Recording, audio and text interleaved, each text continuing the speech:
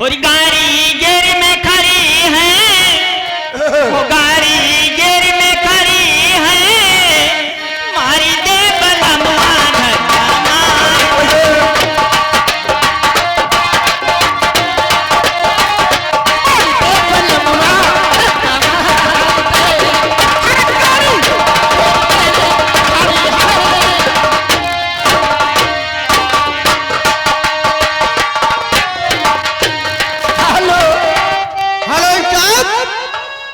चांदनी चांद से होगी तो सितारों का क्या होगा, चांदनी चांद से होगी तो सितारों का क्या होगा, और कैटर्स वाले भैया से संपर्क करोगी तो टेंट वाले का क्या होगा।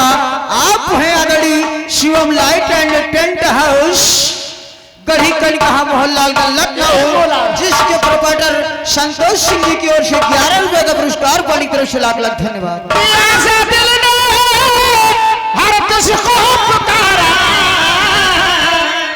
रब ने बनाया तुम्हें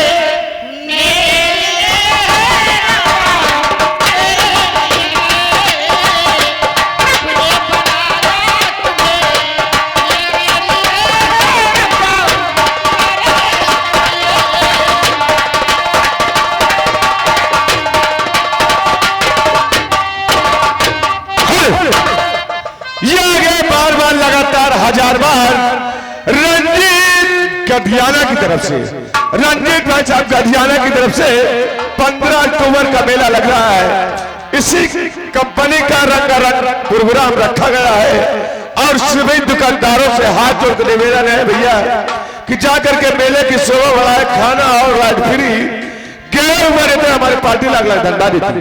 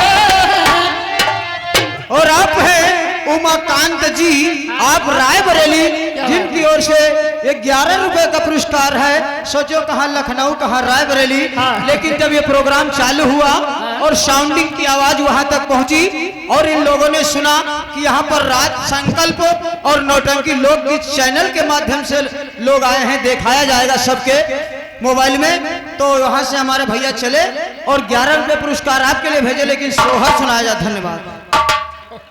हेलो हेलो, गधियाने वाले भैया अगर रुपया कम हो तो हमारे टिकरियन वाले भैया से ले आओ, अगर रुपया कम हो तो टिकरियन वाले भैया से ले आओ, मगर भूषण की नौटंकी करा दो।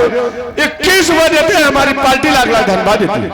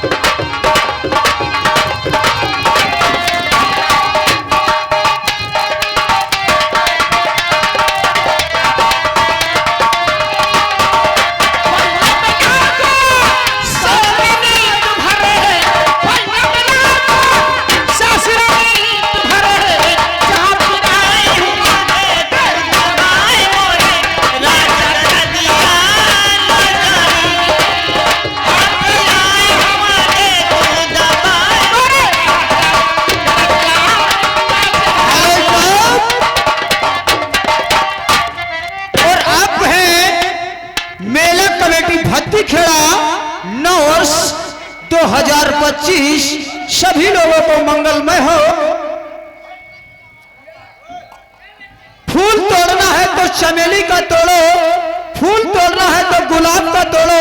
चमेली में क्या रखा है? अगर टेंट बुक करना है तो हमारे रूपन भैया का बुक करो। औरों में क्या रखा है? इनकी ओर से 11 रुपए का पुरस्कार पार्टी की तरफ से लाख लाख धन्यवाद। धन्यवाद। हर याद रखना, हर याद रखना साजना, अब याद रखना साजना, अब याद रखना। हर मौका मिला तो, हर मौका मिला तो प्यार दूंगी, अरे धोखा दिया तो शकुन दूंगी। हर याद रखना साजना।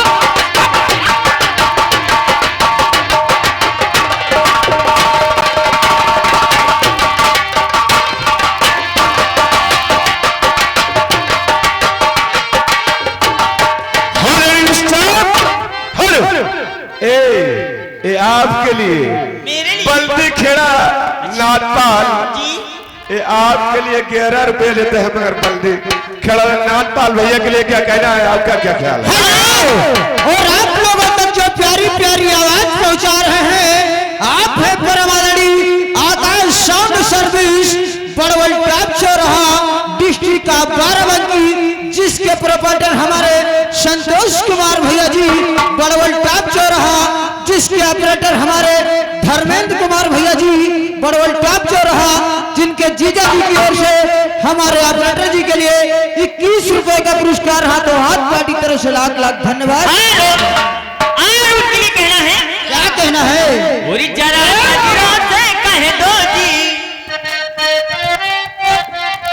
हर निशाना चौक न जाए, जरा नजरों से कह दो तुम, जरा नजरों से कह दो तुम, निशाना चौक न जाए, जरा नजरों से कह दो तुम।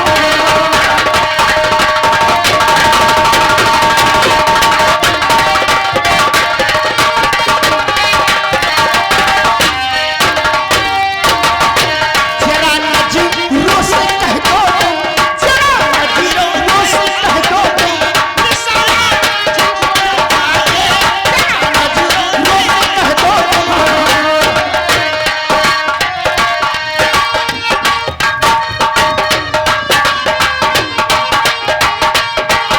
अरे वाह! अरे मत फेंक पत्थर पानी में, बात मत है? फेंक पत्थर पानी में, हाँ। इसे भी कोई और पीता होगा। और मत रहो जिंदगी में उदास, क्योंकि रूपन टेंट लाइट को देखकर कोई और जीता होगा।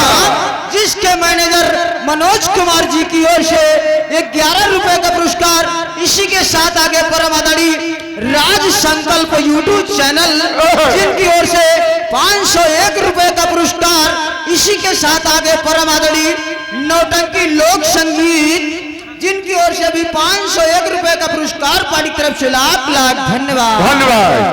हेलो 11 रुपया आपके लिए मैडम, मगर जब तक गीत लो तब तक पैसा न मिले। मैं तक हेलो, और आगे लालता ठेकेदार कमलापुर, इन्होंने भी 21 रुपया दिया है। और लालता के लिए कहना क्या है? आइए बड़े ही प्यार से भाई इन बाबू से कहना है,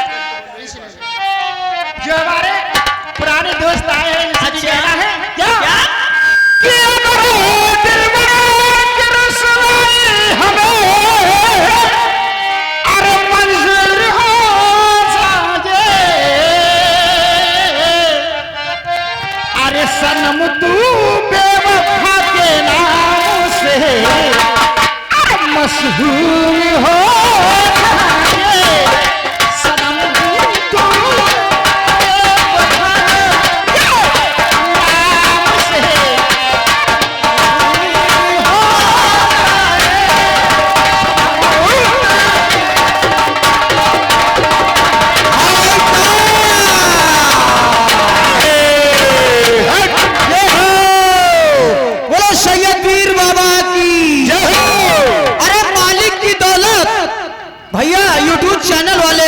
बात है? जरा लाइनों को ध्यान देना। मालिक की दौलत टंकी का पसीना, मालिक की दौलत टंकी का पसीना, क्या बात है? और जलती हूँ सभा में बनकर हसीना। आप है परम आदरणीय Shubham tent and light house, गढ़ी कनिकहा मोहनलालगंज डिस्ट्रिक्ट लखनऊ, जिसके प्रोपराइटर संतोष कुमार भैया जी की ओर से ढेर सारा पुरस्कार पार्टी की तरफ से लाख लाख सुभान अल्लाह। और हमें फुर्सत नहीं मिलती, हमें फुर्सत नहीं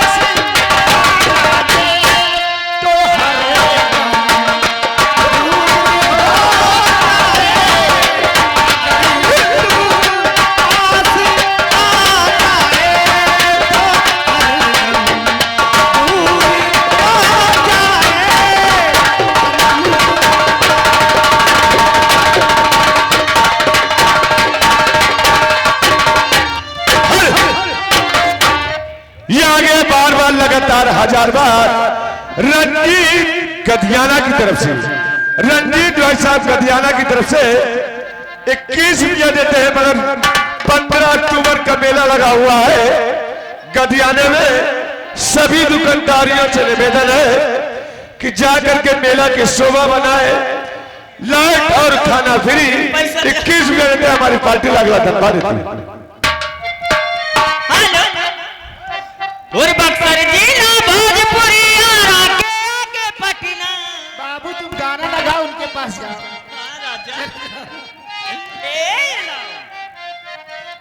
बतावा देवर बाबू की राय